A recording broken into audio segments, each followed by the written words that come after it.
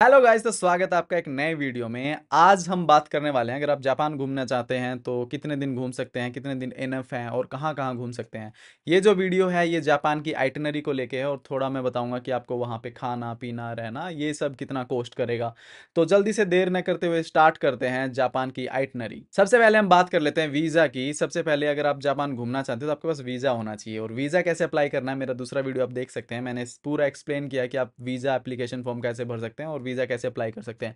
बाकी थोड़ा मोड़ा मैं बता देता हूँ क्या क्या चीज़ आपको वीज़ा के लिए चाहिए होती है। सिंपल से आपको वीज़ा के लिए पासपोर्ट चाहिए होता है, फ़ोटो चाहिए होती है, hotel reservation, flight reservation, insurance, cover letter, itinerary, ये सारी चीज़ें चाहिए होती हैं। और आप ब्रीफ में इसको जानना चाहते हैं कि वीज़ा कैसे अप्लाई करना है तो मेरा वीडियो देख लेना, मैं पिन भी कर दूंगा और डिस्क्रिप्शन में भी लिंक है। दूसरा, अगर हम बात करें जो वीज़ा फ़ीस है जापान के वीज़ा की, वो है 500 रुपये, सिर्फ 500 रुपये, और वो भी रिफंडेबल है। वीज़ा नहीं मिलता तो आपको रिफंड हो जाएगी। अभी जापान इंडियंस को ई वीज़ा दे रहा है जापान आने के लिए, काफ़ी आसान हो गया है पहले से, पर प्रोसेस सेम है। बट हाँ, थोड़ा उन्होंने ईजी कर दिया है, आपको ईजिली जापान का वीज़ा मिल सकता है। उसके बाद अगर हम बात करें फ़्लाइट्स की, अगर आप इंडिया से जापान जाना चाहते हैं, देखो बहुत सारे हमारे इंटरनेशनल एयरपोर्ट हैं, दिल्ली हो गया, मुंबई हो गया, कोलकाता हो गया। तो मोटा मोटा मैं आपको एक एवरेज बता देता हूँ। अगर आप जापान जाना चाहते हैं तो एवरेज कितने में आपकी फ़्लाइट मिल जाएगी। नॉर्मली अगर आप एक डेढ़ महीना 2 महीना पहले फ़्लाइट बुक करते हैं और ऑफ सीजन में बुक करते हैं, यानी बहुत ज़्यादा हाई सीजन नहीं है उधर, तो 45 से 50 हज़ार में आपको फ़्लाइट आराम से मिल जाएगी, रिटर्न फ़्लाइट एक लेओवर के साथ। अगर आप ज़्यादा ही लकी हो तो हो सकता है कि आपको डायरेक्ट फ़्लाइट भी मिल जाए, बाकी डायरेक्ट फ़्लाइट बहुत रेयर केसेस में मिलती है। दूसरा, पीक सीजन की अगर बात करें तो यही फ़्लाइट्स के जो रेट हैं वो 80 80 90 90 हज़ार तक रिटर्न फ़्लाइट के चले जाते हैं। मेरे केस में मैं डायरेक्ट कभी भी नहीं जाता हूँ किसी भी कंट्री के अंदर, मैं आसपास की कंट्रीज़ को साथ में इंक्लूड करता हूँ। तो मैं गया था चाइना के शंघाई से ओसाका में, तो मुझे सिर्फ 6 7 हज़ार रुपये की फ़्लाइट टिकट पड़ी थी। तो आप भी इस तरीके से अपना प्लान कर सकते हैं अगर आप जापान घूमना चाहते हैं। मतलब मैं बजट ट्रैवलर हूँ तो मैं पहले से चीज़ें देख लेता हूँ। बट हाँ, अगर आप साल में एक बार ही घूमने जा रहे हैं तो आप ये कर सकते हैं, डायरेक्ट फ़्लाइट बुक कर सकते हैं इंडिया से जापान की, ओसाका या फिर टोक्यो में, कहीं पे भी जहाँ पे भी आपको सस्ती मिले आप वहाँ पे लैंड कर सकते हैं। फ्लाइट्स के बाद अगर हम बात करें होटल्स की, होटल और हॉस्टल की, अगर आप सिंगल जा रहे हो तो आप हॉस्टल में रुक सकते हो और होटल्स में रुक सकते हो। जापान के अंदर होटल और हॉस्टल काफ़ी ज़्यादा फेमस है। हॉस्टल्स की अगर बात करें तो ज़्यादा फेमस है क्योंकि वहाँ पे बहुत सारे रोबोट हॉस्टल्स और बहुत सारे रोबोट होटल्स, एंड इसके अलावा अगर हम बात करें वहाँ पे कैप्सूल होटल्स का भी काफ़ी ज़्यादा लाइक चलन है। बहुत ही ज़्यादा लग्जरी कैप्सूल होटल्स वहाँ पे होते हैं। मैंने पर्सनली जापान में कोई एक्सपीरियंस नहीं किया कैप्सूल होटल का, बट हाँ मैंने चाइना में किया था। तो कैप्सूल हो जो होटल हैं वो काफ़ी बढ़िया होते हैं। और इनकी अगर एवरेज मैं बात करूँ, डिपेंड करता है कि आप कहाँ पे स्टे कर रहे हो। ओसाका वगैरह की बात करें तो 1500 से 2000 रुपये में आपको होटल और हॉस्टल आराम से मिल सकता है। कई बार ब्रेकफास्ट भी उसके अंदर इंक्लूड मिल जाता है। बट वही पीक टाइम पे यही हॉस्टल्स के जो प्राइस हैं वो बढ़ जाते हैं। और टोक्यो की अगर मैं बात करूँ, अगर आप टोक्यो में स्टे कर रहे हो और सेंटर में रुक रहे हो बिल्कुल टोक्यो में, मेन मेन टोक्यो के अंदर, तो यही आप एवरेज लगा के लो, 4 से 5 हज़ार, 6 हज़ार, 10 हज़ार तक भी होटल और हॉस्टल्स के प्राइस चले जाते हैं गाइज। टोक्यो काफ़ी महंगी सिटी है, बहुत ही ज़्यादा महंगी सिटी है। और टोक्यो के अंदर अगर आप जा रहे हो तो आप अगर सस्ते में रहना चाहते हो तो थोड़ा सा दूर ले सकते हो होटल, 20 किलोमीटर, 15 किलोमीटर। सुनने में थोड़ा सा ऐसा लगता है कि 20 किलोमीटर बहुत ज़्यादा दूर हो जाएगा, बट ऐसा नहीं है। आप 30 35 मिनट में कवर कर सकते हो क्योंकि काफ़ी अच्छी वहाँ पे ट्रांसपोर्ट की कनेक्टिविटी है। तो आप चिबा में जा सकते हो या फिर हो योकोहामा रह सकते हो। और योकोहामा भी वैसे महंगा है, बट हाँ टोक्यो केस में थोड़ा सस्ता है। और वहाँ से आप एक्सप्लोर करने जा सकते हो, लाइक मॉर्निंग में ट्रेन पकड़ी, मेट्रो पकड़ी और चले गए टोक्यो, और पूरा दिन एक्सप्लोर किया, रात को नाइट लाइफ एंजॉय करी और वापस आ गए। तो इस तरीके से आप मैनेज कर सकते हो। मोटा मोटा मैं बताऊँ तो जापान में आपका जो रहने का खर्चा आएगा, कम से कम 1000 1500, और मैक्सिमम कितना भी आप लगा सकते हो, 10 हज़ार भी खर्च लो, 50 हज़ार पर डे का खर्च लो। डिपेंड ऑन यू कि आप कितना स्पेंड करना चाहते हैं। अब बात कर लेते हैं जापान की करेंसी के बारे में। जो जापान की करेंसी है वो है जैपनीज येन। और अगर बात की जाए जैपनीज येन की, तो एक इंडियन रुपीज़ में जो जैपनीज येन आज के करंट टाइम की अगर बात करें तो लगभग 1.75 इंडियन रुपीज़ बनता है। यानी जापान का 1.7 येन। और अगर इंडिया के 1 रुपये की बात करें तो ये इक्वल है। यानी मोटा मोटा अगर सिंपल भाषा में बताऊं तो अपना 1 रुपया उनके 2 येन, ये ऑलमोस्ट इक्वल है। और ये जो करेंसी है डे बाय डे गिरती जा रही है। बट हाँ, वहाँ पे प्राइजेस बहुत ज़्यादा महंगे हैं, वहाँ पे सभी चीज़ें बहुत ज़्यादा महंगी हैं। उनके लिए सस्ती है, बट अगर आप इंडिया से वहाँ पे जा रहे हो तो वो आपको बहुत ज़्यादा कॉस्टली लगेगी। जापान जैसे मैंने बताया one of the expensive countries में से एक कंट्री है जहाँ पे बहुत ज़्यादा महंगाई है अगर आप बाहर से एज ए टूरिस्ट वहाँ पे जा रहे हो तो। जैपनीज येन आपको मैं कैरी करने की नहीं कहूँगा, अगर आप जापान जा रहे हो तो यूएसडी कैरी कर सकते हो या फिर फोरेक्स कार्ड कैरी कर सकते हो। मैं पर्सनली कैश कैरी ज़्यादा करता हूँ क्योंकि कैश कन्वीनियंट रहता है बहुत ज़्यादा। कई बारी एटीएम विड्रॉल्स में बहुत ज़्यादा प्रॉब्लम्स होती है, तो मैं हमेशा यूएस डॉलर या फिर यूरो कैरी करता हूँ। तो आप भी अपने हिसाब से कैरी कर सकते हो। यूएस डॉलर आई थिंक सबसे बेस्ट ऑप्शन है। और दूसरा मैं आपको कहूँगा कि एयरपोर्ट पे आप अपनी करेंसी चेंज ना करवाएं, सिटी में जाके चेंज करवाएं। बहुत सारी शॉप्स और बहुत सारे वेंडर्स होते हैं जो इजीली आपकी करेंसी चेंज कर देते हैं। गाइज अब बात कर लेते हैं सिम कार्ड की। देखो जापान के अंदर आप जा रहे हो तो सिंपल सी बात है, आपको फ़ोन के अंदर इंटरनेट भी चाहिए होगा। मोस्टली केसेस में मैं अपनी पर्सनली कहूँ तो मैं इंटरनेशनल रोमिंग का रिचार्ज रखता हूँ, क्योंकि मुझे हर देश में सिम चेंज करने की प्रॉब्लम नहीं चाहिए। और मेरे जो और अदर काम है वो भी उससे मैनेज हो जाते हैं। आपका जो रियल नंबर है वो एक्टिव रहता है, आप अपने बैंक अकाउंट्स को एक्सेस कर सकते हो, आपको जितने भी ओटीपी वगैरह आने आपके नंबर पे आ जाते हैं। बट अगर हाँ, अगर आप चाहते हो कि वहाँ पे सिम कार्ड बाय करना चाहते हो तो आप बाय कर सकते हो। काफ़ी कॉस्टली थे, मैंने एयरपोर्ट पे पूछा था, हो सकता है कि अंदर सस्ता हो, बट आप मान के चलो अगर आप एक वीक का भी लेते हो तो आपको 10 GB के साथ लगभग 1500 रुपये 1600 रुपये ईजिली पे करने पड़ जाएंगे एज़ पर योर प्लान्स कि आप कौन सा प्लान ले रहे हैं। मोस्टली कम से कम अगर बात करें 7 दिन का 10 GB इंटरनेट के साथ आपको 1500 से 2000 रुपये ईजिली देने पड़ जाएंगे। तो ये सिम कार्ड की कॉस्ट है ऑलमोस्ट।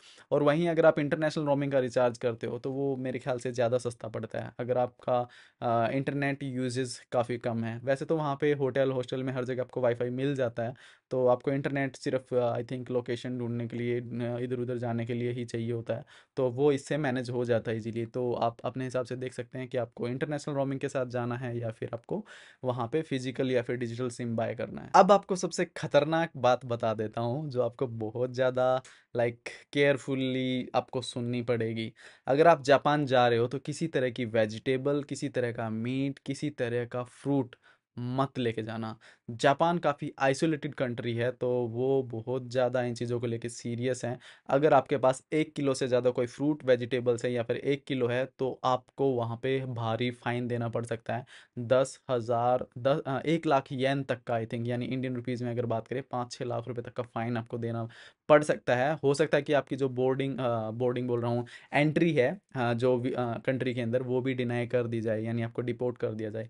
तो आप कभी भी कोई फ्रूट मत कैरी करना। मेरे पर्सनल केस हुआ है ये, मैंने वहाँ पे चाइना से जब मैं जापान गया था तो मैंने एप्पल रखी हुई थी, 2 एप्पल मेरे पास थी और वो मैं लेके चला गया था। तो उन्होंने मुझे नोटिस दे दिया था कि इस बार तो हम आपको माफ़ कर रहे हैं, बट आप अगर अगर नेक्स्ट टाइम आओगे तो आपको भारी फाइन पे करना पड़ सकता है। और वो एप्पल उन्होंने बोला या तो आप इसे खा लो या इसे डस्टबिन में डाल दो। तो मैंने उस टाइम पे डस्टबिन में डाल दी थी क्योंकि मैं काफ़ी कॉन्शियस हो गया था। तो ये गलती आप मत करना। बाकी अगर आप मेरे व्लॉग देखोगे तो आपको अच्छे से पता लग जाएगा क्या क्या बैन है, मैंने काफ़ी एक्सप्लेन किया है। बाकी मैं इस वीडियो में भी आपको दिखा दूंगा, आपको आ रहा होगा इधर, कि क्या क्या चीज़ें बैन है और पूरी दुनिया से ही है ऑलमोस्ट। तो जापान काफ़ी काफ़ी आइसोलेटेड कंट्री है गाइज। वहाँ पे जाओ तो आपको ज़्यादा इंडिया से पैक करके मत लेके जाना, फूड मत लेके जाना, वहाँ पे हो सकता है आपको प्रॉब्लम हो जाए। बाकी आप गाइडलाइंस पढ़ लेना, चेंज होती रहती हैं। जो भी रीसेंट गाइडलाइन है आपको जापान की एम्बेसी की वेबसाइट पे या फिर जापान इमिग्रेशन की वेबसाइट पे, जापान की जो ऑफिशियल वेबसाइट है वहाँ पे मिल जाएगी। तो आप केयरफुल रहना इस चीज़ को लेके। तो गाइज अब बात कर लेते हैं ट्रांसपोर्टेशन की। देखो अगर आप जापान जा रहे हो तो आपको घूमने के लिए सबसे वहाँ की major attraction bullet trains, high speed trains, ये दिमाग में आती है क्योंकि जापान टेक में काफ़ी आगे है। तो वहाँ पे आपको बहुत हाई स्पीड ट्रेन्स मिलेंगी जो 300, 250, 350 किलोमीटर प्रति घंटा की स्पीड से चलती हैं, जो ट्रेन्स चलती हैं। तो जापान में ट्रैवल करना बहुत ज़्यादा एक्सपेंसिव है अगर आपके पास कोई भी पास नहीं है तो। जापान के अंदर एक काफ़ी पॉपुलर पास है जिसका नाम है JR पास, यानी जापान रेल पास। वो आप बाय कर सकते हैं। उसके अंदर काफ़ी डिफरेंट डिफरेंट ऑप्शन होते हैं, जैसे 7 डेज़, 14 डेज़ या फिर 21 डेज़। मैंने 7 डेज़ का पास लिया था और 7 डेज़ का पास अब मैंने लिया था, वो मेरे लिए काफ़ी वर्थ था। वैसे वर्थ है कि नहीं ये भी मैं आपको बता देता हूँ। अगर आप जापान जा रहे हो 1 या 2 सिटी घूमने तो JR पास लेने की ज़रूरत नहीं है, फिर आपको आप इजीली कोई भी डायरेक्ट ट्रेन बुक कर सकते हो। ओके। और अगर आप मेरे जैसे एक्सप्लोरर हो, आप थोड़े टाइम में बहुत ज़्यादा देखना चाहते हो, मल्टीपल सिटीज़ कर रहे हो, जैसे मेरे केस में मैंने कम से कम 5-6 सिटीज़ की थी, तो मेरे लिए वो काफ़ी वर्थ था। मैंने एक पर्सन की 50,000 येन पे किया था, लगभग मतलब 30,000 रुपये पे किया था, मार्कअप फीस वगैरह लगा के, क्रेडिट कार्ड से मैंने बाय की थी। तो मैंने जो उसका यूटिलाइजेशन किया था वो लगभग 1 लाख का किया था, यानी ऑलमोस्ट डबल किया था, तो मेरे लिए ये वर्थ था। पर अगर आप जा रहे हो सिर्फ टोक्यो घूमने, या ओसाका या फिर हिरोशिमा, तो आपको जापान रेल पास लेने की ज़रूरत नहीं है। बट अगर आप काफ़ी सारी सिटीज़ घूमना चाहते हो, अच्छे से एक्सप्लोर करना चाहते हो जापान को, 9 से 10 दिन के लिए जा रहे हो, तो आपके लिए बहुत ज़्यादा मैंडेटरी हो जाता है, क्योंकि आपके बहुत ज़्यादा पैसे इससे सेव हो सकते हैं। अब बात कर देता हूँ कि ये खरीदना कैसे है। जापान रेल की वेबसाइट है JR पास करके, आप JR पास लिखोगे पहली वेबसाइट आएगी, ग्रीन ग्रीन सी है, बाकी मैं लिंक भी दे दूंगा, आप इजीली वहाँ से बाय कर सकते हैं। और ये बिल्कुल भी स्पॉन्सर्ड नहीं है, मैं सिर्फ आपको आपके क्लैरिफिकेशन के लिए बता रहा हूँ कि कहाँ से आप बाय कर सकते हैं। और इसके अलावा जो ये पास है, ये आपका लोकल जो JR लाइन्स हैं सिटीज़ के अंदर, वहाँ पे भी चलेगा, यानी जो मेट्रोज़ हैं जहाँ पे JR लाइन की ऑपरेटिंग सिस्टम है ट्रेन्स की, वहाँ पे ये हर जगह चलेगा। और मोस्टली टाइम JR लाइन हर जगह आपको अवेलेबल मिल जाती है। बहुत सारे केसेस में आपको बोलेंगे कि JR लाइन यहाँ से ऑपरेट नहीं करती है, बट वहाँ पे आसपास कोई और JR लाइन का भी आपको ऑफिस ऑफिस बोल रहा हूँ, मेट्रो स्टेशन मिल जाएगा, तो आप वहाँ से आप जा सकते हैं। 1-2 दिन आपको दिक्कत होगी, बाद में आप सारा समझ जाएंगे। यानी JR लाइन जो है जापान में पूरे में ऑपरेट करती है, तो आप फ्री में ट्रैवल कर सकते हो। और काफ़ी सारी इसके अंदर फेरीज भी इंक्लूड होती हैं। जैसे अगर आप हिरोशिमा जाते हो, तो वहाँ पे एक मियाजिमा आइलैंड पे एक फेरी जाती है, वो भी इसके अंदर इंक्लूड है, तो फ्री रहती है, बस आपको आइलैंड टैक्स पे करना होता है। मतलब काफ़ी बढ़िया होता है ये JR पास। और इसमें आपका जो इतना भी ट्रांसपोर्टेशन है, बसेस, ट्रेन, बोट, वो सभी इसके अंदर इंक्लूड होती हैं। बट हाँ, आपको थोड़ा सा स्टडी करना पड़ेगा कि कहाँ से कौन सी जगह पे आपको जाना है, और वहाँ पे JR लाइन कहाँ से अवेलेबल है। तो इस तरीके से आप अपना ट्रांसपोर्ट मैनेज कर सकते हैं।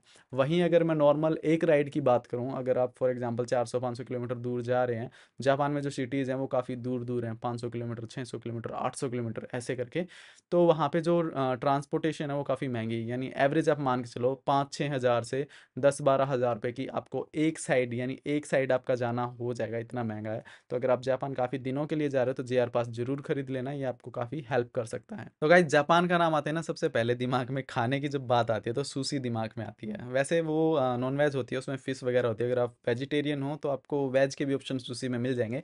बट जो ऑथेंटिक वहाँ की जो सुशी है, वो उसके अंदर सैल्मन फिश और काफ़ी तरह की अलग अलग फिशेज होती हैं, और बहुत तरह की एक ह्यूज काइंड ऑफ लाइक आपको वैरायटी मिल जाएगी जापान के अंदर, अगर आप सुशी खाना चाहते हो। मैंने पर्सनली ट्राई नहीं की, बट मैं नेक्स्ट टाइम जब जाऊँगा तो मैं ज़रूर कोशिश करूँगा, मेरा मन नहीं किया, पता नहीं क्यों। पर अगर आप जाओ तो वहाँ पे लोकल फूड ज़रूर ट्राई करना। मैंने 1-2 लोकल डिशेज़ खाई थी, बट सुशी काफ़ी फेमस है जापान के केस के अंदर। और रही बात फूड की, अगर आप वहाँ पे जा रहे हो तो आपका खाने में कितना खर्चा आ जाएगा वो भी मैं आपको बता देता हूँ।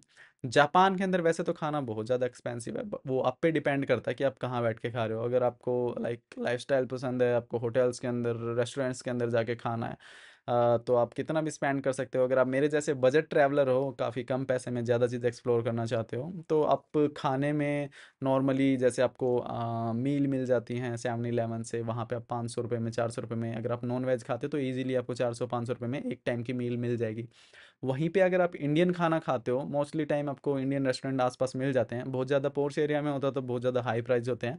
बट अगर वो ऑफ साइड होता है, यानी ज़्यादा टूरिस्टी प्लेस नहीं है, वहाँ पे अगर आप किसी इंडियन रेस्टोरेंट में जाके खाना खाते हो, तो मान के चलो कि आपको एक थाली सेट, जिसके अंदर आपको 2 रोटी या नान और 2 तरीके की सब्जी और दही वगैरह, ये चीज़ें आपको इजीली 600 से 700 रुपये में मिल जाएगी एक टाइम के खाने की, यानी एक थाली आप 600-700 रुपये में इजीली खा सकते हो।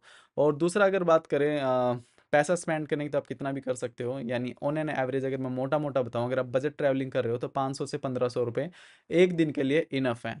अगर आप स्पेंड करना चाहते हो और वहाँ के अलग अलग कुजीन ट्राई करना चाहते हो, तो आप कितना भी स्पेंड कर सकते हो, वो कोई लिमिट नहीं है। तो मोटा मोटा अगर मैं बताऊँ तो 1000-1500 रुपये में आपका काम चल जाएगा, अगर आप वहाँ पे खाना लाइक पेट भरने के लिए खाते हो सिर्फ। ओके। तो गाइज, अब बात कर लेते हैं आइटनरी की। मैं इसमें बताऊंगा कि मैं कहाँ कहाँ घूमा। अगर आप मेरे जैसे एक्सप्लोर करना चाहते हैं तो ये आपको काफ़ी हेल्पफुल रहने वाला है। मैं इसको 8 से 9 दिन की आइटनरी बना के बता रहा हूँ, और आप इजीली ये सारी चीज़ें कर सकते हैं अगर आप अच्छे से जापान को एक्सप्लोर करना चाहते हैं। तो 8 से 9 दिन की आप आइटनरी मान के चलना, यानी 9th डे आप वापस हो जाओगे। तो डे 1 की बात करते हैं। मैं आया था शंघाई से जैसे मैंने बताया, मैंने काफ़ी सस्ती फ़्लाइट ली थी, लगभग 6-7 हज़ार रुपए की, और मैं लैंड कर गया था ओसाका में, ओसाका के एयरपोर्ट पे। वहाँ से मैंने जेआर पास खरीदा। जेआर पास खरीदने के बाद मैं निकल गया वहाँ की लोकल ट्रेन लेके एयरपोर्ट से सिटी के अंदर। ओसाका में मेरा होटल था। होटल का एग्जैक्ट मुझे अभी नाम याद नहीं है, बट वीडियो आपको दिख रहा होगा। तो ये होटल था, इसके अंदर मैंने स्टे किया, और ये काफ़ी महंगा होटल था और 4 स्टार होटल था। और इसके अंदर सहूलियत बहुत ज़्यादा थी, बट एक्सपेंसिव था। मैंने इसके अंदर 2 रात स्पेंड की थी अपनी। और होटल जाने के पास आसपास मेरे जो भी नाइट लाइफ थी, लोकल नाइट लाइफ थी, मैंने वो इन्जॉय की। और इस तरीके से मेरा जो पहला दिन, जिस दिन मैं लैंड हुआ था, वो ख़त्म हो गया था गाइज। अब बात करते हैं डे 2 की। डे 2 में मेरा असली ट्रैवल स्टार्ट हुआ था जापान के अंदर। मैंने ओसाका से सबसे पहले डिसाइड किया कि मैं जाऊंगा हिरोशिमा, नागासाकी, हिरोशिमा, और वहाँ से मियाजिमा आइलैंड पे। और आपके केस में भी मैं आपको बता देता हूँ, अगर आपको ट्रैवल थोड़ा आपको आसान करना है, ज़्यादा होटल्स चेंज नहीं करने हैं, क्योंकि होटल चेंज करने में ना बहुत ज़्यादा टाइम ख़राब होता है। वहाँ पे जो चेकआउट है वो है 10 बजे का, और चेक इन है वो 3 बजे के बाद का। तो काफ़ी मतलब प्रॉब्लम होती है अगर आप होटल्स चेंज करते हो। तो मैंने ओसाका को बनाया बेस। ओसाका में मैंने अपना होटल लिया, और वहाँ से डे ट्रिप के लिए निकल गया मैं हिरोशिमा। हिरोशिमा सबसे पहले मैं गया मियाजिमा आइलैंड पे, क्योंकि मॉर्निंग में वहाँ पे काफ़ी खाली होता है। सुबह सुबह की मैंने बुलेट ट्रेन ली, और मैं पहुँच गया हिरोशिमा। हिरोशिमा से मैंने फेरी ली, जो कि जेआर पास के अंदर इंक्लूड थी। मियाजिमा गुच्ची स्टेशन से मैंने मियाजिमा आइलैंड के लिए जेआर पास की फेरी ली, जेआर लाइन वाली। और उस फेरी ने मुझे सिर्फ एक नॉर्मल से आइलैंड टैक्स पे करवाने के बाद छोड़ दिया वहाँ पे मियाजिमा आइलैंड पे। और जो मियाजिमा आइलैंड है, वहाँ पे क्यों जाते हैं लोग, वो मैं बता देता हूँ। जापान के केस में ना आपने देखा होगा कि वहाँ पे ना तोरी गेट करके काफ़ी फेमस है। एक आपने देखा होगा कुछ इस तरीके से, एक श्राइन होता है, गेट सा होता है ऑरेंज ऑरेंज कलर का। वो काफ़ी फेमस है, बहुत सारी बड़ी बड़ी मूवीज़ में भी आपको वो देखने को मिला होगा। तो वो गेट मैं देखने गया था। और वो काफ़ी पवित्र होता है इनके लिए, इन लोगों की बहुत सारी आस्थाएं जुड़ी हैं उसके साथ। तो मैं गया था मियाजिमा आइलैंड, वहाँ पे मैंने काफ़ी अच्छा टाइम स्पेंड किया। मॉर्निंग में मैं घूमा, वहाँ पे बहुत सारे मैंने हिरन देखे, यानी वाइल्ड लाइफ के साथ जो नॉर्मल लोगों की लाइफ हो, इतनी अच्छे से मतलब उन्होंने संजोई हुई थी। लग ही नहीं रहा था कि यहाँ के ये जो एनिमल घूम रहे हैं, हिरन वगैरह घूम रहे हैं, वो मतलब वाइल्ड हैं। मतलब इतना अच्छा वहाँ पे कॉम्बिनेशन था। जापान की जो ये आइलैंड थी, काफ़ी सुकून वाली। अगर आपको पीसफुल जगहें पसंद है ना, तो आप मियाजिमागुची स्टेशन से फेरी लेके आप जा सकते हो, टाइम स्पेंड कर सकते हो 4-5 घंटे वहाँ पे। काफ़ी अच्छा लगेगा आपको। उसके बाद मैं आ गया था वापस। वापस आने के बाद मैं हिरोशिमा आया। हिरोशिमा आने के बाद मैंने सबसे पहले डिसाइड किया कि मैं जाऊँगा एटॉमिक साइट पे, जहाँ पे जापान के ऊपर जो एटॉमिक अटैक हुआ था पहली बार, वो पहली और आखिरी बार, मतलब वही एक ऐसी साइट है जहाँ पे किसी ने मतलब एटॉमिक बम गिराया था, यूएस ने गिराया था। तो वो मैंने देखा कि कहाँ पे वो बॉम्ब गिरा था, और आसपास क्या मंजर हो गया था उस टाइम पे। यानी इतने बुरे हालात हुए थे उस टाइम पे कि जब एटॉमिक बॉम्ब वहाँ पे गिरा था, तो सब कुछ तबाह हो गया था। और कुछ एक बिल्डिंग्स थी जो बची हुई थी, वो उन्होंने प्रिजर्व करके रखी हुई हैं। आज उनको उन्होंने पीस मेमोरियल बना रखा है। और अभी मतलब वो खूबसूरत तो नहीं कह सकता मैं उसको, बट हाँ, वहाँ पे जाके ना आपको ये आइडिया हो जाएगा कि अगर कभी वॉर होती है और इस तरीके के जो बॉम्ब वहाँ किसी भी देश पे गिराए जाते हैं, तो कितने खतरनाक लाइक रिजल्ट्स आ सकते हैं। वहाँ से आपको आइडिया लगेगा कि कितना ज़रूरी है कि एटॉमिक वॉर ना हो। तो वो सब मैंने देखा। वहाँ पे एक म्यूजियम भी था। मैं थोड़ा सा मतलब सेंसिटिव बंदा हूँ, तो मैंने म्यूजियम को अवॉइड किया, क्योंकि मेंटली मैं थोड़ा सा डिस्टर्ब हो जाता हूँ ये सारी चीज़ें देख के। अगर आपको जानना है, वैसे तो मैंने बहुत सारी डॉक्यूमेंट्रीज देखी हुई हैं, बट मैं फिर से एक बारी वो नहीं देखना चाहता, तो मैंने म्यूजियम अवॉइड किया था। आसपास के सभी मैंने पार्क वगैरह एंजॉय किए, वहाँ के आसपास के जितने भी इंफ्रा थे वो देखे मैंने। और वहाँ पे एक नदी सी थी, बह रही थी, वो मैंने देखी और फोटो वोटो खिंचाए। और इस तरीके से मैंने अपना टाइम वहाँ पे स्पेंड किया, और काफ़ी चीज़ें वहाँ पे पढ़ी, काफ़ी चीज़ें जानने को मिली जापान के बारे में, कि इन्होंने कैसे ग्रो किया, कैसे कैसे वहाँ से उस प्रॉब्लम से वो निकले। तो ग्रोथ का जो उनका मेन रीज़न था वो पता चला कि क्यों उन्होंने इतनी ग्रोथ की, मैसिव। तो ये सारी चीज़ें आप वहाँ पे एक्सपीरियंस कर सकते हो। इस तरीके से आपका सारा दिन निकल जाएगा। ये सब एक्सप्लोर करने के बाद मैं वापस आ गया था ओसाका। तो गाइज अब बात कर लेते हैं डे 3 की। डे 3 में मैंने डिसाइड किया कि मैं ओसाका से जाऊँगा आसपास चीज़ें देखने, ओसाका के अंदर जो आसपास चीज़ें हैं, क्योंकि ओसाका भी ज़रूरी है एक्सप्लोर करना। मैंने डिसाइड किया, वहाँ पे एक फेमस एक कैसल है, ओसाका कैसल करके, और वहाँ पे बहुत ही ज़्यादा, मैं जैसे काफ़ी महंगे टाइम पे गया हुआ था जापान के अंदर। वहाँ पे sakura सीजन चला हुआ था, वो फूल गिरते हैं ना, वो पिंक पिंक वाले, वो वाले सीजन में गया हुआ था। तो उस टाइम पे वहाँ पे ना एक बगीचा है ओसाका कैसल के आसपास, यानी बहुत सारे सैकड़ों पेड़ लगे हुए हैं, जिस मतलब पिंक ही पिंक, वाइट ही वाइट आपको ऐसा दिखेगा, मतलब काफ़ी मेस्मराइजिंग टाइप एरिया है वहाँ पे। आप ना मंत्रमुग्ध हो जाओगे बढ़िया से, ऐसा मस्त वाला एरिया है। तो वो देखना था मुझे, तो वहाँ पे मैं चला गया और ओसाका कैसल भी देखा। कैसल मुझे पर्सनली इतना बढ़िया नहीं लगा क्योंकि इतना मैसिव नहीं था, बट वहाँ पे हाँ कुछ एक चीज़ ऐसी थी जो देख के मैं ना एक्साइटेड हो गया था। वहाँ पे एक ना टाइम कैप्सूल था, और टाइम कैप्सूल के बारे में मैंने ना यूट्यूब पे वीडियोज़ में बहुत सुना था, और मैंने वहाँ पे वो पर्सनली देखा और उसके बारे में एग्जैक्टली पता लगा कि एग्जैक्टली होता कैसा है ये टाइम कैप्सूल। तो पहले मैं सोचा कोई कैप्सूल टाइप होता होगा, फिर बाद में पता चला भाई बहुत बड़े लोहे के बिक्कर टाइप से होते हैं और उनको ज़मीन के अंदर गाड़ देते हैं। तो काफ़ी बढ़िया लगा। ओसाका कैसल आप जा सकते हो, और फ्री था। अगर आपको अंदर जाना है तो आप पे करके आप जा सकते हो। मुझे अंदर नहीं जाना था, अंदर जाने के बाद कुछ खास नहीं होता है। बाहर से जो ब्यूटी है वो मैंने एक्सप्लोर की, आसपास क्या है वो सारी चीज़ें देखी, कैसल के बारे में जाना कैसे कैसे हुआ। और काफ़ी हाँ पुरानी हिस्ट्री है इस कैसल की भी, बहुत बार ये तोड़ा गया और बनाया गया। तो इस तरीके से वो कैसल मैंने देखा। कैसल देखने के बाद मैं निकल गया वहाँ के लोकल रेजिडेंशियल्स एरिया में, कि लोकल्स के घर कैसे होते हैं, कैसे रहते हैं, और काफ़ी सारी बातें जानने को मिली, काफ़ी छोटे छोटे बच्चों से मिला। काफ़ी बढ़िया लगा, ये सारी चीज़ें मैंने एक्सप्लोर की। और ये सारा एक्सप्लोर करने के बाद हो गई थी रात। रात होने के बाद मैंने डिसाइड किया कि आज मैं ओसाका की नाइट लाइफ एंजॉय करूँगा। और शाम को मैंने डिसाइड किया कि मैं जाऊँगा द टोनबोरी वाले एरिया में, जो कि काफ़ी फेमस है। आपने देखा होगा कि जापान के ओसाका में ना एक पानी का रिवर सा है, और उसके साथ में बहुत सारी शॉप्स और बहुत सारे बड़ी बड़ी स्काई स्केपर्स हैं। तो वो वाले एरिया में गया, आप देख ही पा रहे हो मतलब कैसा सा है। और वहाँ पे जाते जाते मुझे कुछ और भी एक्सपीरियंस हुआ, मतलब रास्ते में कुछ ऐसे लोग मिले जो कुछ सर्विसेज दे रहे थे। लाइक आपने सुना होगा जापान में बॉयफ्रेंड गर्लफ्रेंड रेंट करने वाला कल्चर है। तो वहाँ पे वो लोग ड्रिंक ऑफर करके, कुछ मेड कैफ़े करके कुछ लड़कियां रोड पे खड़ी थी जो आपको ऑफर कर रही थी कि एक ड्रिंक हम फ्री देंगे, बाकी का आपको पे करना है। बट मैं गया नहीं था वहाँ पे, बट मैंने कुछ ऐसा सुना है कि वहाँ पे अगर आप जाते हो तो वो बहुत ज़्यादा हाई बिल बना के देते हैं, यानी आपको काइंड ऑफ लूट लेते हैं, थोड़ा मोड़ा स्कैम आप कह सकते हो। क्योंकि पहले नहीं बताएंगे कि वो इतना एक्सपेंसिव है, पर आप वहाँ पे चले जाओगे, कुछ खा पी लोगे, तो उनके बिल हैं जो वो बहुत ही ज़्यादा हाई हो जाने वाले हैं। तो आप, अगर आपको वहाँ पे ऐसा कुछ दिखता है, तो अगर आपकी पॉकेट अलाउ ना करती तो आप ना जाना। और ऐसा कुछ मैंने देखा, बाकी आप व्लॉग देख लेना, मैंने उसमें बेटर तरीके से एक्सप्लेन किया है। अब बात कर लेते हैं डे 4 की। डे 4 में मैंने डिसाइड किया कि मैं ओसाका से आसपास की जो सिटीज़ हैं वो कवर करूंगा। मैंने ओसाका से डिसाइड किया कि मैं जाऊंगा क्योटो। आप नारा भी इंक्लूड कर सकते हैं, बट नारा मुझे कुछ खास पर्सनली इतना बढ़िया नहीं लगा था, क्योंकि इतना भी मैं आध्यात्मिक टाइप बंदा नहीं हूँ कि बहुत ही ज़्यादा पीस पीस चाहिए। तो मैंने डिसाइड किया मैं क्योटो जाऊँगा। क्योटो का मैंने डे डे डे ट्रिप किया। क्योटो जाने के लिए आप टोक्यो से, हाँ उस टोक्यो बोल रहा हूँ, ओसाका से ट्रेन पकड़ सकते हो, डायरेक्ट आप सागा जा सकते हो। सागा से आप जा सकते हो ऐसे राइनी मिनी कुछ हीरो, मतलब वहाँ पे बैम्बू फॉरेस्ट है, वहाँ पे जा सकते हो। और क्योटो में जो बम्बू फॉरेस्ट है वो बहुत ज़्यादा फेमस है, आपने सुना होगा बम्बू फॉरेस्ट के बारे में, बहुत सारी वीडियोस देखी होंगी। बट पर्सनली मुझे वो इतना अच्छा नहीं लगा, मतलब बस पता नहीं ओवर हाइट प्लेस लगा। पर मैं वहाँ पे गया, मैंने काफ़ी बढ़िया देखा वहाँ पे। बम्बू फॉरेस्ट में मैंने इतना टाइम स्पेंड किया। जो क्योटो वो काइंड ऑफ थोड़ा सा विलेज है, थोड़ा सा मॉडर्न विलेज है। तो मैंने सोचा कि मैं विलेज एक्सप्लोर करता हूँ, तो मैंने विलेज देखा, और काफ़ी बढ़िया बढ़िया पुराने टाइप के घर, और काफ़ी खूबसूरत छोटे छोटे से नाले, जिनके अंदर जो वाइल्ड एनिमल थे वो तैर रहे थे, बतख वतख घूम रही थी, मतलब काफ़ी बढ़िया एरिया था। वो मैंने एक्सप्लोर किया। वहाँ की लोकल जो ट्रेन जो पुराने टाइम में चलती थी वो देखी, राइड नहीं ली बट दूर से देखी, काफ़ी बढ़िया लग रही थी वो देखने में। आप मेरे व्लॉग्स में देख सकते हो, ज़्यादा तो एक्सप्लेन नहीं किया उसके बारे में मैंने, बट हाँ मैंने कुछ झलकी डाली है उसकी, तो आप देख सकते हो।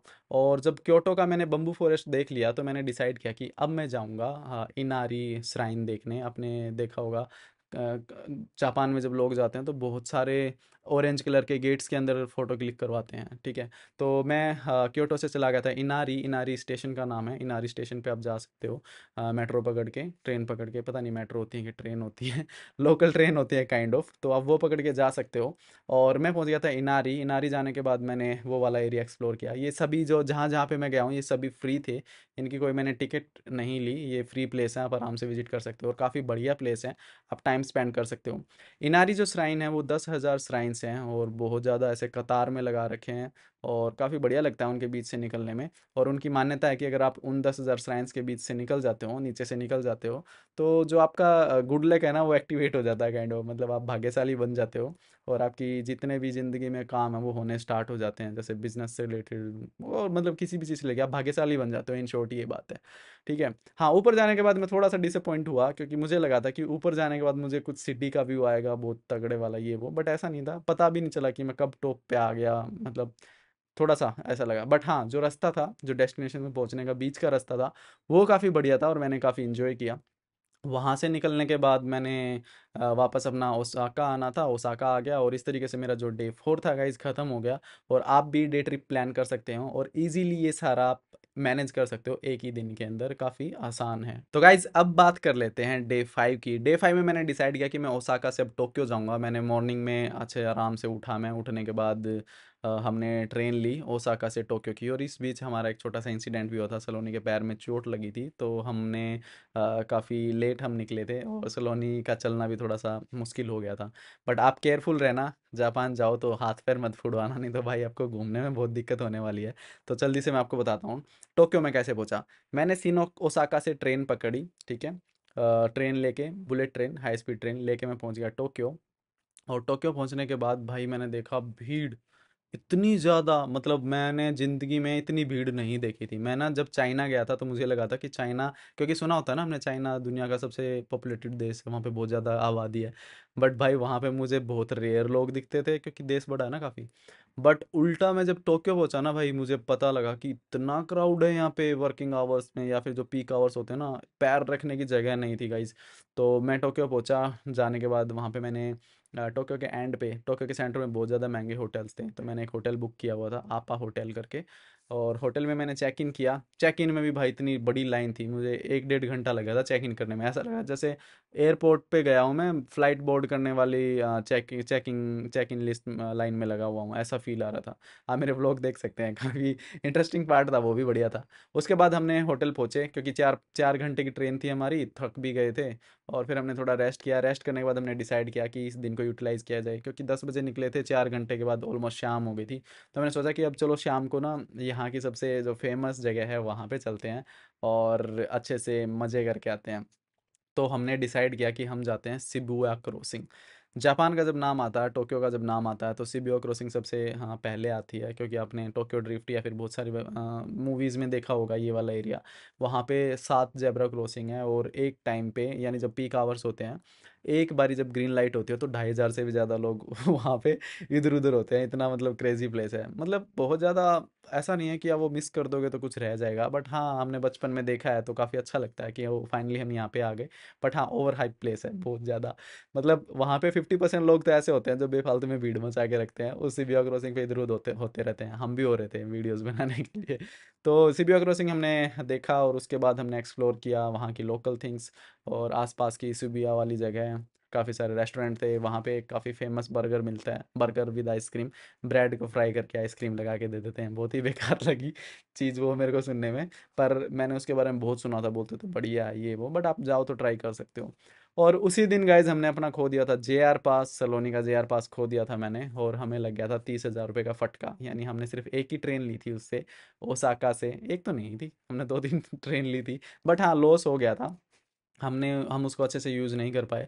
और वहाँ पे भी एक मेरा बैड एक्सपीरियंस हुआ था थोड़ा सा। वहाँ पे ना एक बंदा था जो JR वाला था, वो बहुत ज़्यादा र्यूड था यार, उसने ना हमारा दिमाग ख़राब कर दिया था। चलो कोई नहीं, उस टॉपिक को हटाते हैं। बट हाँ, आप अपने JR पास को संभाल के रखना। अगर आप JR पास को गुम कर दोगे तो बिल्कुल भी वो रिन्यू नहीं होगा, या फिर डुप्लीकेट नहीं मिलेगा, आपका पैसा ख़त्म, आपको नया ही लेना पड़ेगा। तो JR पास को आपको अपने कलेजे पे लगा के रखना होगा गाइस, संभाल के रखना होगा, नहीं तो आपको बहुत प्रॉब्लम होने वाली है। तो इस तरीके से हमारा डे 5 निकल गया था और हमारा पहला दिन टोक्यो में ख़त्म हो गया था। तो गाइज अब बात कर लेते हैं मेरे डे 6 की। डे 6 में मैंने डिसाइड किया, पहले मैं टोक्यो को देखता हूँ टोक्यो कैसा है। तो मैंने डिसाइड किया पहले मैं इंडियंस को देखता हूँ टोक्यो में जो रह रहे हैं, उनका लाइफस्टाइल कैसा है। तो मैंने डिसाइड किया कि मैं मॉर्निंग में निकलूंगा वहाँ पे निशिकासाई एरिया में। निशिकासाई एरिया काफ़ी फेमस है इंडियंस के लिए। उसको बोलते हैं कि वो काइंड ऑफ लिटिल इंडिया भी है, वहाँ पे बहुत ज़्यादा इंडियंस रहते हैं और काफ़ी सारी कम्युनिटी है वहाँ पे इंडियंस की, लोग मिलजुल के रहते हैं वैसे। और मैं वहाँ पे गया और मैंने वहाँ पे कुछ लोकल थिंग्स एंजॉय की। मैंने वहाँ पे इंडियन इंडियन लाइक स्टोर्स देखे जहाँ पे आप इंडिया में जो भी चीज़ मिलती है ना वो वहाँ पे आप खरीद सकते हो। मैगी, कोई भी मसाला, ची मतलब कुछ भी जो इंडिया में ले सकते हो, मैजिक मसाला, मतलब कुछ भी जो इंडियन प्रोडक्ट्स होते हैं वो वहाँ पे आप खरीद सकते हो। उसका नाम था इंडिया दरबार, पता नहीं क्या कुछ ऐसा ही था, इंडिया करके। मैंने वो स्टोर विजिट किया और वहाँ पे जो हमारे नॉर्मल प्रोडक्ट्स थे, फॉर एग्जांपल जैसे चावल यहाँ पे 100 रुपये किलो मिलता तो वहाँ पे 200 रुपये किलो मिलता था, ये फ़र्क था, यानी डबल मिल रहा था वहाँ पे। तो वो मैंने शॉप देखी। उसके बाद मैं एक ऐसे एरिया में गया जहाँ पे काफ़ी सारे इंडियन घूमते हुए मिल जाते हैं। निसी कसाई का एक एरिया है, वहाँ में मुझे एक स्टूडेंट मिले और उनका मैंने इंटरव्यू लिया काइंड ऑफ। मैंने उससे पूछा कि भाई यहाँ पे रहने में कितना खर्चा हो जाता है अगर आप एज ए स्टूडेंट यहाँ पे रह रहे हो, और कैसे लोग हैं आप यहाँ पे रह रहे हो, तो कैसा कैसा आपको अच्छा लगता है, क्या क्या आपको प्रॉब्लम्स लगती हैं, वो सारी चीज़ें मैंने जानी। वो भी मैंने एक स्पेशल वीडियो बनाया, आप देख सकते हो, काफ़ी बढ़िया लगा। उसके बाद मैंने डिसाइड किया कि मैं यहाँ पे लोकल थिंग्स और देखूंगा कि यहाँ पे जो मार्केट्स वगैरह हैं, वैसे तो लोकल मार्केट कहने को है, वहाँ पे बहुत ज़्यादा डेवलप है, तो बहुत अच्छे अच्छे मॉल्स बने हुए हैं। मतलब छोटी छोटी जगह पे भी जाओगे तो काफ़ी बढ़िया ही मिलेगा आपको। तो मैं एक मॉल में गया, वहाँ पे मैंने देखा कि जापान में जो वेजिटेबल्स हैं वो कितनी महंगी हैं और जो अदर फूड प्रोडक्ट्स हैं वो कितने महंगे हैं। अगर वेजिटेबल और फ्रूट्स की बात की जाए तो जापान में बहुत ज़्यादा हाई प्राइजेज हैं। यानी अगर आपको एक मैंगो लेना तो हो सकता है आपको 500 1000 रुपये भी पे करने पड़ जाएँ। या फिर आपको टमाटर लेने हैं, हरी मिर्च का एग्जांपल देता हूँ, अगर आपको 4 या 5 पीस हरी मिर्च के लेने हैं तो हो सकता है आपको 250 से 300 रुपये पे करने पड़ जाए। हाँ, धनिया लेना तो 80 90 रुपये आपको पे करने पड़ जाए, वो भी 4 5 लीफ का। तो वेजिटेबल और फ्रूट काफ़ी महंगे थे। अदर साइड अगर देखें जापान के अंदर, जैसे क्लोथिंग हो गई या फिर ई प्रोडक्ट्स हो गए, इलेक्ट्रॉनिक्स प्रोडक्ट हो गए, या फिर ब्यूटी से रिलेटेड प्रोडक्ट हो गए, या फिर आपका कपड़ा हो गया, ठीक है, क्लोथिंग हो गई, वो सब नॉर्मल थी, मतलब बहुत ज़्यादा महंगी नहीं थी, एवरेज थी। अगर आप इंडिया में भी किसी कहीं पे अच्छी जगह पे चीज़ें खरीदते हो तो इतना ही रेट मिलेगा। काइंड ऑफ आपको जो फूड है वो वहाँ पे ज़्यादा एक्सपेंसिव है, और स्टे जो है वो ज़्यादा एक्सपेंसिव है, यानी वहाँ पे अगर आप रेंट पे भी रह रहे हो तो बहुत ज़्यादा महंगा हो जाता है। और ये सब एक्सप्लोर करने के बाद मैंने डिसाइड किया, एज ए गेम लवर थोड़ा बहुत हूँ, मतलब बहुत ज़्यादा इंथुजियास्ट नहीं हूँ कि भाई मतलब गेम लाइफ है, ऐसा नहीं है, बट हाँ खेलना अच्छा लगता है। तो मैंने सुना था कि वहाँ पे एक काफ़ी फेमस मार्केट है जिसको अकियाबारा मार्केट बोलते हैं, वो ई मार्केट है काफ़ी बड़ी टोक्यो के अंदर, जहाँ पे आपको हर चीज़ मिल जाएगी, टैक्स रिलेटेड आप जो सोच सकते हो वो सभी चीज़ें वहाँ पे मिल जाएगी। वहाँ पे मैंने काफ़ी टाइम स्पेंड किया और काफ़ी सारे गैजेट्स देखे, वहाँ पे काफ़ी सारी चीज़ें देखी, वहाँ पे सेल करने का तरीका देखा।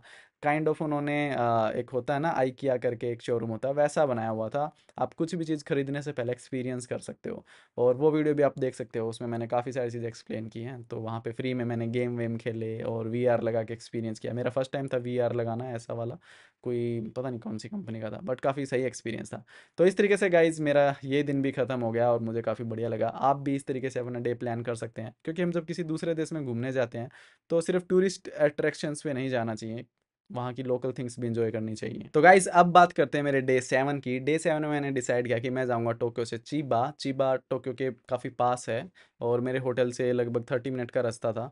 तो मैं पहुँच गया चीबा। चीबा मैं क्यों गया था, चीबा ना एक हैंगिंग ट्रेन चलती है और वो दुनिया की सबसे पहली ऐसी हैंगिंग ट्रेन है जो जापान ने ऑपरेशनल की थी लोकल लोगों के लिए भी। हाँ, वो ज़्यादा उसको लंबे टाइम तक लाइक उसको बड़े स्केल पे नहीं कर पाए क्योंकि वो फेल हो गए थे, मेंटेनेंस कॉस्ट बहुत ज़्यादा थी, इसलिए उन्होंने सिर्फ चीबा के अंदर ही उसे सीमित रखा। और चीबा के अंदर काफ़ी लंबा डिस्टेंस वो कवर करती हैं और वो टूरिस्ट अट्रैक्शन भी है काफ़ी, और बढ़िया लगती है। जैसे जो चीबा है उसके अंदर आपको गांव वाली फीलिंग आती है, ज़्यादा बड़ी ऊंची बिल्डिंग्स आपको देखने को नहीं मिलती है। और वहाँ पे वो जो ट्रेन है हैंगिंग ट्रेन, जो उल्टी ट्रेन चलती है, वो देखने को मिलती है, तो काफ़ी बढ़िया लगता है, यानी यूनिक सा एक्सपीरियंस होता है।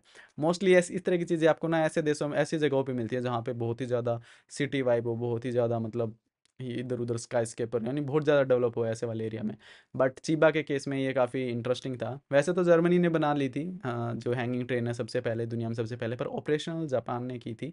और ये वाली ट्रेन में देखने गया। उसके बाद मैंने वहाँ पे काफ़ी फेमस चीबा की लेक थी, नेशनल पार्क काइंड ऑफ, वो मैंने देखा। और मैं कोइंसिडेंटली संडे को गया हुआ था, तो मैंने वहाँ के लोकल लोगों की लाइफ भी देखी कि संडे को वो किस तरीके से अपना टाइम स्पेंड करते हैं। और ये वाले व्लॉग भी आप देख सकते हैं, काफ़ी बढ़िया लगा मुझे वहाँ पे घूमने में। और उनका काइंड ऑफ उनका लेक वगैरह देखा मैंने और काफ़ी अच्छा टाइम स्पेंड किया। और ये सारी चीज़ें देखने के बाद मेरा कम से कम आधा दिन निकल गया था। और इसके बाद मैंने डिसाइड किया कि अब मैं चला जाऊंगा योकोहामा। योकोहामा में मुझे जाना था। योकोहामा काफ़ी खूबसूरत सिटी है, मुझे टोक्यो से भी ज़्यादा खूबसूरत लगी। और जो योकोहामा है वो सेकंड लार्जेस्ट सिटी है जापान की। और वहाँ जाने के बाद मैंने काफ़ी सारी चीज़ें एक्सपीरियंस की कि वहाँ पे जो मॉडर्न कल्चर है वो कैसा है। जगह जगह पे लोग गाने वाने बजा रहे थे पियानो के साथ, काफ़ी अच्छे अच्छे सॉन्ग गा रहे थे। और एक ऐसी रोड थी जिसके ऊपर बहुत सारे वो चेरी ब्लॉसम वाले पेड़ लगे हुए थे, स्कूरा वाले पेड़ लगे हुए थे। और वहाँ से ना ऐसे मंद मंद मंद मंद ऐसे ना फ्लावर गिर रहे थे, इतना प्यारा लग रहा था ना, बहुत ही बढ़िया। मतलब वो सच में मतलब बहुत बढ़िया प्लेस था। वहाँ पे मैंने 10-15 मिनट बैठ के अच्छे से उनको देखा, मतलब टाइम स्पेंड किया वहाँ पे। आप भी अगर स्कूरा सीजन में जा रहे हो तो वहाँ पे जाके आप इस तरीके से अपना टाइम स्पेंड कर सकते हो। उसके बाद मैं चला गया था जापान का बीच देखने, योकोहामा का बीच देखने। योकोहामा का बीच के बारे में बोलते हैं, योकोहामा का मतलब होता है हॉरिजेंटल ऐसा कुछ। और जो योकोहामा का बीच था, मतलब लोगों के दिमाग में आता है कि जो बीच होते हैं वो उनके ऊपर वाइट सैंड और दूर दूर तक मतलब मस्त लोग बिकनी में घूम रहे होंगे, बट ऐसा नहीं था जापान के केस में। जापान की कोस्ट लाइन जो है वो बहुत ज़्यादा डीप है, मतलब गहरा समुंदर है। तो इसलिए वहाँ पे सैंड वाले बीचेस ना के बराबर ही हैं, बहुत रेयर जगह पे आपको देखने को मिलेंगे। वहाँ पे बिल्कुल स्ट्रेट बीच होते हैं। तो वहाँ पे लोगों ने काइंड ऑफ पार्क सी बनाई हुई थी और वहीं पे टाइम स्पेंड कर रहे थे, सीढ़ियाँ सी बना रखी थी, वहीं पे टाइम स्पेंड कर रहे थे। और इस तरीके से मैंने योकोहामा को एक्सप्लोर किया और योकोहामा में मैंने काफ़ी सारी चीज़ें देखी घूमते घूमते। और आप भी अगर योकोहामा जाओ तो आप ये सारी चीज़ एक्सपीरियंस कर सकते हो। और अगर आपको पैसे बचाने हैं, अगर आप सिटी सेंटर की वाइब लेना चाहते हो, तो आप योकोहामा भी रुक सकते हो। और योकोहामा में मैंने एक चीज़ मिस कर दी, अगर आप जाओ तो इसको ज़रूर प्लान करना। वहाँ पे ना पार्किंग के अंदर पता नहीं कौन से फ्राइडे या फिर संडे को ना एक ऐसा मेला लगता है जिसमें ना बहुत सारी सुपर कार्स आती हैं पार्किंग्स के अंदर। बट प्रॉब्लम ये है कि अगर आपको सुपर कार्स वाले मेले के अंदर जाना तो आपके पास गाड़ी होना बहुत ज़्यादा ज़रूरी है। अगर गाड़ी नहीं है तो आपको एंट्री नहीं मिलेगी। आप पैदल नहीं जा सकते, वो इलीगल है। तो मेरे पास गाड़ी नहीं थी तो मैं नहीं गया। तो अगर आप जाओ और आपका कोई वहाँ पे फ्रेंड रिलेटिव है तो आप योकोहामा का ये वाला भी प्लान कर सकते हो। बट हाँ, होपफुली मैं नेक्स्ट टाइम वहाँ पे जाऊँगा तो कोई ना कोई तो दोस्त बन ही जाएगा, तो उसको लेके ज़रूर जाऊँगा। तो गाइज़ इस तरीके से मेरा जो डे 7 था वो भी पूरा ख़त्म हो गया था। तो गाइज अब बात करते हैं मेरे डे 8 की। डे 8 में मैंने डिसाइड किया कि जापान की सबसे फास्टेस्ट ट्रेन जो कि हायाबुसा है, और वो चलती है आई थिंक 350 किलोमीटर प्रति घंटा की स्पीड से, और काफ़ी फेमस है वो जापान के अंदर। मैंने सोचा कि उसको एक्सपीरियंस किया जाए और साथ में एक ऐसी जगह को भी एक्सपीरियंस किया जाए जिसके बारे में मैंने काफ़ी सुना था। जापान के अंदर एक 55 किलोमीटर का अंडर वाटर एक लाइक काइंड ऑफ बना हुआ है पानी के अंदर ऐसे रास्ता, जिसके अंदर से शिनकानसेन चलती है, यानी जो जापानीज ट्रेन है वो चलती है और काफ़ी हाई स्पीड पे चलती है। और वो एक्सप्लोर करना था मुझे, तो मैंने सोचा कि मैं क्यों ना जापान के एक ऐसे एरिया में जाऊँ, नॉर्थ में जाऊँ, और वहाँ पे एक लोकल वाइब लेके आऊँ, ठीक है, जो रियल विलेज हैं वो कैसे होते हैं वो देखने के लिए। तो मैंने डिसाइड किया कि मैं जाऊँगा टोक्यो से मैंने हाकोदाते करके एक प्लेस है जापान के नॉर्थ आइलैंड पे, सफोरा सफोरा वाला जो आइलैंड है उस पे। तो वहाँ की मैंने टिकट की, और जो टोटल डिस्टेंस था वन साइड वो 800 किलोमीटर से ज़्यादा था। और गाइज आप विश्वास नहीं करोगे, 800 किलोमीटर ट्रेन के अंदर उसने सिर्फ और सिर्फ 4 घंटे में कर दिया, जो कि काफ़ी बढ़िया लगा मुझे, मतलब अच्छा लगा। तो काफ़ी फास्टेस्ट ट्रेन थी, तो मैंने वो ट्रेन एक्सपीरियंस की, काफ़ी बढ़िया लगा। और मेरा एक था माइंड में कि मुझे फास्टेस्ट ट्रेन लेनी है, हायाबुसा के बारे में बहुत सुना था। तो वो ट्रेन भी मैंने एक्सपीरियंस की, अंदर से सेम थी बट बाहर से वो ग्रीन ग्रीन थी और काफ़ी उस पर एडवर्टीजमेंट वगैरह लगाई हुई थी। तो ये टूर मैंने किया और मैं पहुंच गया हाकोदाते में ज़्यादा लंबा टाइम नहीं रुका, क्योंकि मेरी ट्रेन मैंने रिजर्वेशन नहीं की थी, तो मेरे 2 घंटे टोक्यो में ही ख़राब हो गए थे। अगर आप हाकोदाते प्लान कर रहे हो, डे ट्रिप प्लान कर रहे हो, तो आप मॉर्निंग में 6 बजे 7 बजे की ट्रेन पकड़ना और जल्दी से पहुंच जाना हाकोदाते। तो आपके पास कम से कम 3-4 घंटे होंगे वहाँ पे अच्छे से एक्सप्लोर करने के लिए। क्योंकि वहाँ से जो वापसी के लिए ट्रेन चलती है, वो चलती है मेरे ख्याल से 6 बजे के आसपास, 5-6 बजे के आसपास, और वो आपको 9-10-11 बजे तक मतलब 4 घंटे के बाद आपको पहुंचा देगी वापस से टोक्यो। तो मेरे पास वहाँ पे सिर्फ एक ही घंटा था और एक घंटे में मैंने काफ़ी कुछ एक्सप्लोर किया। मैंने भाग भाग के वहाँ पे जापानीज़ दंगल देखा। वहाँ पे एक लोकल कुश्ती अरेंज कर रखी थी गांव वालों ने, मतलब हाकोदाते वाले ने। उनकी काइंड ऑफ पता नहीं वो WWE टाइप में कुछ था, वो देखा मैंने, काफ़ी बढ़िया था और बढ़िया लगा मुझे। वहाँ पे लोगों ने काफ़ी अच्छे से ग्रीट किया मुझे, तो अच्छा लगा। उसके बाद मैं निकल गया वहाँ के खेतों की तरफ। जापान के खेत आपने वीडियोस में देखे होंगे, मतलब जापान के गाँव को काफ़ी सिटी वाइब मिलती है, बट वहाँ पे ना रियल विलेज वाली फीलिंग आ रही थी। दूर दूर तक आपको खेत नज़र आएंगे, पोली फार्म जो होते हैं वो देखने को मिलेंगे। मतलब काफ़ी बढ़िया लगा, और वहाँ पे आके मुझे लगा कि यहाँ पे भी यार फार्मिंग तो ऐसे ही होती है, मतलब बढ़िया तरीके से होती है। और आप मेरे व्लॉग देख सकते हैं, जापान के रियल व्लॉग, जापान के रियल विलेज वाले व्लॉग। तो काफ़ी बढ़िया लगा। आप भी इस तरीके से ट्रिप अपना प्लान कर सकते हैं।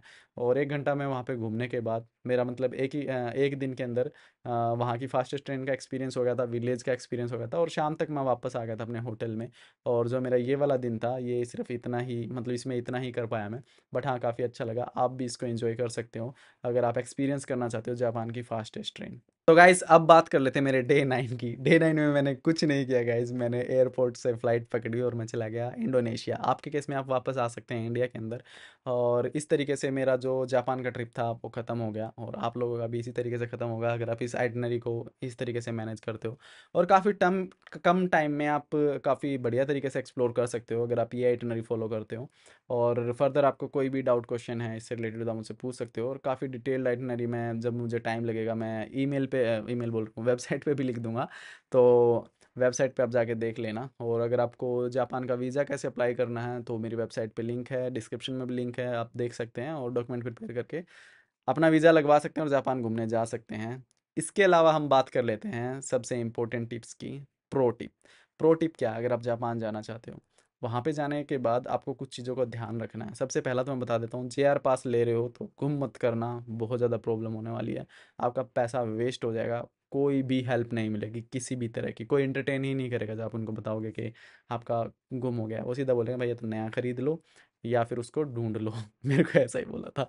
और वैसे उसके अंदर कोई जीपीएस नहीं लगा होता, तो आप ढूंढना इम्पॉसिबल है, तो आपको नया ही खरीदना पड़ेगा, तो आपका पैसा वेस्ट होगा। अब बात कर लेते हैं पब्लिक ट्रांसपोर्ट में पैसा बचाने की। पब्लिक ट्रांसपोर्ट के केस में आप टैक्सी बिल्कुल मत यूज़ करना अगर आप बजट ट्रैवलिंग कर रहे हो, बहुत ज़्यादा टाइम नहीं है आपके पास, टाइमली पहुंचना है। वैसे तो वहाँ की जो ट्रांसपोर्टेशन है, जो पब्लिक ट्रांसपोर्टेशन है, वो बहुत ज़्यादा बढ़िया है, तो आप उससे अपना टाइम सेव कर सकते हो। बट अगर आप टैक्सी लेते हो तो आपको 1 किलोमीटर का भी 1500 2000 रुपये देना पड़ सकता है, मतलब इतनी महंगी है, काफ़ी महंगी है अगर आप जापान के अंदर आप टैक्सी लेना चाहते हो। जैसे एयरपोर्ट के केस में मैं देख रहा था कि मैं टैक्सी से चला जाऊँ, तो टैक्सी से मैंने देखा, आप विश्वास नहीं करोगे, 20,000 येन तक चार्ज कर रहे थे टैक्सी वाले मेरे होटल से एयरपोर्ट तक का, इतना महंगा था। बट मैंने वहाँ पे लोकल बस यूज़ की थी, और उसके अंदर मैंने आई थिंक पर पर्सन दिया था शायद 700 800 येन, यानी 400 500 रुपये, और काफ़ी दूर था, हैनेडा एयरपोर्ट था आई थिंक, पता नहीं कौन सा एयरपोर्ट था। हाँ, बट काफ़ी बढ़िया था। तो आप इस तरीके से बसेस में जा सकते हो और पैसे बचा सकते हो। और वहाँ पे जो लोकल रेस्टोरेंट्स हैं, वहाँ पे बहुत ज़्यादा लाइन लगती है, क्यूज़ लगती हैं। तो अगर आपको टाइम से खाना खाना है तो आप टाइम से जाके लाइन में लग सकते हो। अगर वहाँ के लोकल कुजीन, छोटे छोटे रेस्टोरेंट्स पे से खाने हैं तो काफ़ी, मतलब अलग डिफरेंट कल्चर है वहाँ पे। लोग क्यू बना के खड़े हो जाते हैं जब आपका नंबर, क्योंकि ना ज़्यादा स्पेस नहीं है, तो खाने के लिए वहाँ पे थोड़ी थोड़ी सी जगह होती हैं, तो लिमिटेड लोग अंदर जा पाते हैं, तो इसलिए वहाँ पे क्यू वाला सिस्टम है। बट लोग हाँ इज्जत करते हैं एक दूसरे की, लाइन में आराम से खड़े रहते हैं। तो गाइज, अब बात कर लेते हैं टोटल कॉस्ट की। मेरे केस में मैं चाइना से जापान आया था और जापान से इंडोनेशिया चला गया था, तो आपके केस में फ़्लाइट का जो रहेगा खर्चा वो अलग रहेगा। मेरा जो पर्सनली खर्चा हुआ जापान के अंदर 2 लोगों का घूमने का और रहने का और खाने का, वो लगभग 1.5 लाख रुपए हुआ था, जिसके अंदर जेआर पास और सारी जितने भी ट्रांसपोर्टेशन कॉस्ट थी, जितनी भी खाने की कॉस्ट थी, होटल की कॉस्ट थी, वो इंक्लूड है। अब आप इसमें आप मान सकते हो कि 2 लोगों का, ये 2 लोगों का अगर एक पर्सन जाता है ना तो भी ऑलमोस्ट इतना ही लगेगा, तो भी 1 लाख तो आराम से लग ही जाएगा, क्योंकि 2 लोगों का खर्चा मतलब कम हो जाता है अगर आप एक होटल में रुक रहे हो तो। और एक पर्सन जाता है तो भी 1 लाख तो हम मान के चलो। दूसरा, फ्लाइट की अगर बात करूँ, अगर आप इंडिया से आ रहे हो तो जो भी कॉस्ट है वो आप इसमें ऐड कर लेना, और ये आपकी टोटल कॉस्ट निकल आएगी जापान में घूमने की, जो आपका खर्चा लगेगा। वैसे मैंने मोटा मोटा आपको बता दिया था, जेआर पास एक पर्सन का 7 दिन का 50,000 येन का था। प्राइस घटते बढ़ते रहते हैं, जेआर पास की वेबसाइट पे जाके आप चेक कर सकते हो करंट जो प्राइजेज हैं वो क्या हैं। दूसरा, कई बार आपको हो सकता है कि किसी छोटी मोटी फेरी या फिर आइलैंड पे जाने के लिए छोटा मोटा टैक्स पे करना पड़ जाए, वो आपको इसमें एडिशनल आ जाएगा। दूसरा, आप होटल और हॉस्टल की कॉस्ट हो गई, और जो खाने पीने की है वो कॉस्ट हो गई। तो इस तरीके से गाइज आप अपना पूरा जापान ट्रिप अरेंज कर सकते हो, और खुद से कर सकते हो, बहुत ही ज़्यादा आसान है। और गाइज हाँ, आप बोलोगे कि आप जापान गए और माउंट फूजी नहीं गए। देखो, माउंट फूजी के लिए मेरे पास टाइम नहीं बचा था, बट नेक्स्ट टाइम मैं जब भी जापान जाऊँगा तो माउंट फूजी ज़रूर जाऊँगा। और अगर आप माउंट फूजी जाना चाहते हो तो टोक्यो से जा सकते हो, और टोक्यो से काफ़ी नज़दीक पड़ता है। और टोक्यो से जाने में आपका मतलब पूरा दिन लग जाएगा माउंट फूजी जाने में। और अगर आप लकी हो तो उसको आप व्यू भी देख पाओगे, क्योंकि वहाँ पे बोलते हैं कि वेदर कंडीशन बहुत ज़्यादा हाँ चेंज होती रहती हैं, तो कई बारी बहुत सारे लोग उसको देख नहीं पाते हैं। तो आप माउंट फूजी को इंक्लूड कर सकते हो। काफ़ी बढ़िया जगह है और बहुत ही ज़्यादा पीसफुल प्लेस है, आप वहाँ पे जाके टाइम स्पेंड कर सकते हो, काफ़ी अच्छा लगेगा। और जो माउंट फूजी है वो जापान का सबसे ऊंचा ऊंचा माउंटेन है और वो एक एक्टिव वोल्केनो है, बट फटा था पहले, वो काफ़ी साल पहले, बट अभी वो फटा नहीं, बट हाँ वो एक्टिव वोल्केनो है। दूसरा अगर हम बात करें, काफ़ी सारे लोग बोलते हैं टोक्यो जाने के बाद आप डिज्नीलैंड ज़रूर जाना। मेरे केस में मैं डिज्नीलैंड जा चुका हूँ, मैं काफ़ी बोर होता हूँ सही बताऊँ तो डिज्नीलैंड वगैरह में। अगर आपके साथ बच्चे हैं और अगर आप डिज्नीलैंड घूमना चाहते हैं तो टोक्यो में काफ़ी बढ़िया दो डिज्नीलैंड है मेरे ख्याल से, दो मतलब ऐसे कुछ हैं, आप जा सकते हो और वहाँ पे अपना टाइम स्पेंड कर सकते हो। डिज़नीलैंड भी काफ़ी बढ़िया जगह होती है, अगर आप बच्चों के साथ जा रहे हो तो बहुत सारे राइड वाइड कर सकते हो। और अगर आप बच्चों के साथ वहाँ पे जा रहे हो तो डिज़नीलैंड को अपनी आइटिनरी में इंक्लूड कर सकते हो। तो गाइज़ होप आपको जो मैंने चीज़ें बताई वो समझ आई होंगी, और कोई भी डाउट क्वेश्चन रहता है किसी भी तरह का, किसी भी दिन से रिलेटेड या फिर आइटिनरी से रिलेटेड, आप मुझे कमेंट सेक्शन में पूछ सकते हो और मुझे इंस्टाग्राम पे मैसेज कर सकते हो। मैं पूरी कोशिश करूँगा कि आपके क्वेश्चंस के आंसर करने का। और होपफुली आपको ये वीडियो बढ़िया लगा गाइज़। अगर आपको वीज़ा कैसे अप्लाई करना है तो आप देख लेना मेरा सेकंड वीडियो। कोई भी डाउट क्वेश्चन है किसी भी तरह का तो आप मुझे पूछ लेना। तो गाइज़ इस वीडियो में इतना ही रखते हैं, होप आपको वीडियो पसंद आया होगा। मिलते हैं नेक्स्ट वीडियो में, टिल देन बाय बाय।